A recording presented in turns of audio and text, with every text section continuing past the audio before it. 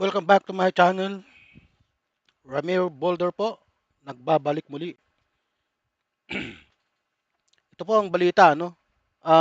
Napakainit po ngayon ang kumakalat pong balita na larawan ng nagsasabing si Nicolas Maduro daw po ay nakaposas at dinakip ng FBI. Ha? Sa dinakip ng FBI sa Estados Unidos. Pero totoo ba ito? Yun po ang malaking katanungan. Totoo po ba? Hindi ba ito misleading? Ha? Ang sagot, totoong may kaso si Nicolas Maduro sa US dahil sa umano'y narco-terrorism at drug trafficking na isinampa na panoong 2020 ng US government. May arrest warrant at may reward ang Amerika para sa kanya. May reward po ang Amerika, ang US para sa kanya. Pero mahalaga pong linawin, ano, ang US government at FBI o malalaking international news agencies na nagsasabing siya ay naaresto, nakaposas at dinala sa US, no? Sa ngayon ay si Nicolas Maduro ay wanted sa mata ng US.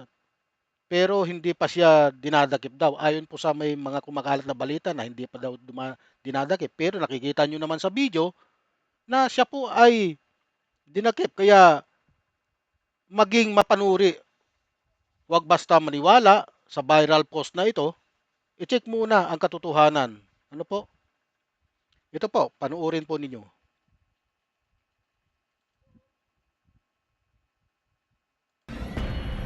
Under heavy guard, Nicolas Maduro has arrived on U.S. soil. Just hours after his dramatic capture in Caracas, the Venezuelan president. Bakit napakalabo po nung ano? Hindi man lang makita ang kanyang muka ng maayos. Naka-hoodie jacket po siya. Nakapaligid sa kanya itong mga FBI daw di umano, no?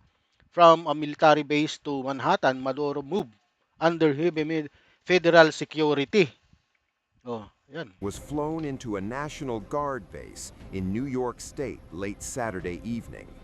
Images show FBI agents surrounding Maduro as he stepped off a U.S. government aircraft, moving slowly, tightly escorted, silent.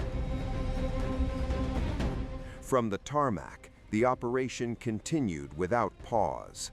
Maduro was placed aboard a helicopter and flown directly into Manhattan, where a large law enforcement presence was already in place. Streets secured, agencies coordinated, the transfer swift and controlled. The 63-year-old leader was first taken to the offices of the U.S. Drug Enforcement Administration, according to American media reports, before being moved to. Medyo blurred ang pagkuha rito. Siya nga ito. Mukha nga ni Nicolas Maduro kung nakikita po ninyo, mali na. Ayan mo. 'Di ba po? Ano? Ayon sa mga bagong ulat, siya ay nahuli na ng US forces at dinala sa New York. Ano po? Dinala po siya sa New York ayon po sa bagong ulat. Ang kaso may malaki at may epekto sa politika at relasyong international. Ang mga paratang ay bumabalot sa decades-long drug conspiracy at paggamit ng Estado para protektahan ang illegal network. Ano po?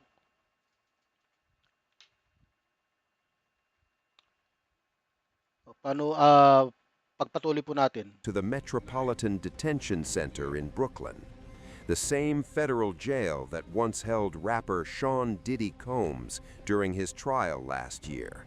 Now it is holding a sitting foreign president. That smoke over there, still smoldering 12 hours on. Maduro arrives on US soil after capture in Caracas as FBI agent escort him. Pinaniniwalaan po ng US na si Maduro ay nangunguna sa Cartel de los Soles. Yan po ang cartel, ano? Isang drug trafficking group na gumagana sa loob ng Venezuela at nakikipagtulungan sa malalaking cartel para mag-ship ng cocaine papunta sa US gamit ang mga government resources, ano? At diplomatic cover. Sinasabing ginagamit ni Maduro at mga kasama niyang kanilang kapangyarihan para protektahan ang drug operation at kumita mula rito. Ano? Tinuturing ito ng US bilang banta sa pambansang seguridad dahil sa dami ng droga at epekto nito sa komunidad ng Amerika. Ito po ang paratang sa kanya dahil nga napakarami pong drugs daw po sa US, ha? Ginagamit ang kanyang ang gobyerno ng Venezuela ang kanilang resources upang mag-ship ng cocaine patungong US. Ha? Marami po siyang kasama rito, hindi lang po si Nicolas Maduro. Ano? Kasama yan ng sa kanyang gobyerno. Ngayon, totoo ba na talagang dinakip siya ng US? Ayon po sa video, totoo. Hindi po nagsisinungaling ang video eh. Ano?